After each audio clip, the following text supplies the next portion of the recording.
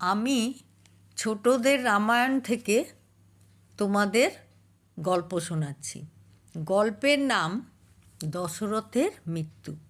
রাম বনবাসী হওয়ার কয়েকদিনের মধ্যেই শোকে দুঃখে দশরথ মারা গেলেন। ভরত আর শত্রুঘ্নকে মামাবাড়ি থেকে আনানো হলো।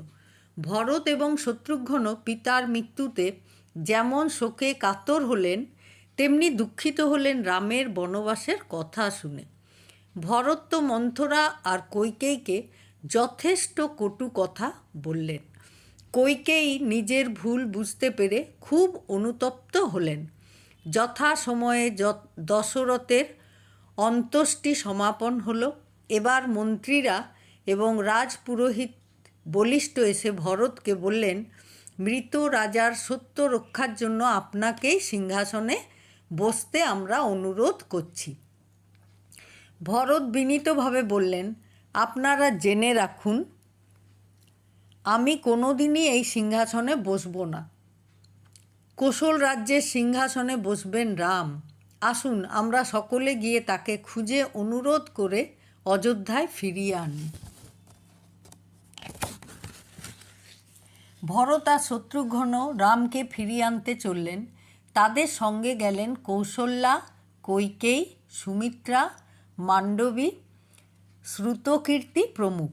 আরও গেলেন অযোধ্যার যত জ্ঞানী গুণী মানুষ। অনেক দিন ধরে অনেক খোঁজাখুঁজির পর দল বল নিয়ে ভরত চিত্রকূট পর্বতে এসে রাম সীতা লক্ষ্মণের দেখা পেলেন।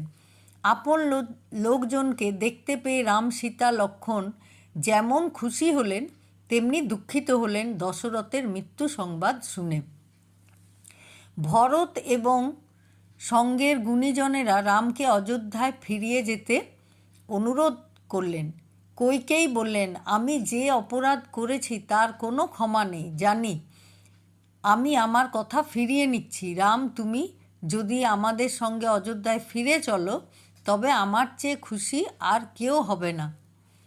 রাম বিনীতভাবে বললেন, মেজমা, আমি কারো ওপর রাগ করে বা অভিমান করে বনে আসিনি। আমি বনে এসেছি পিতা যে কথা আপনাকে দিয়েছিলেন তার মর্যাদা রক্ষা করতে। 14 বছর আমি অবশ্যই বনবাস করব।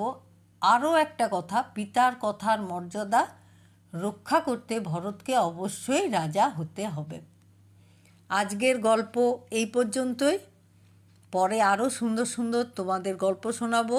তোমরা সবাই সুস্থ থাকবে, ভালো থাকবে।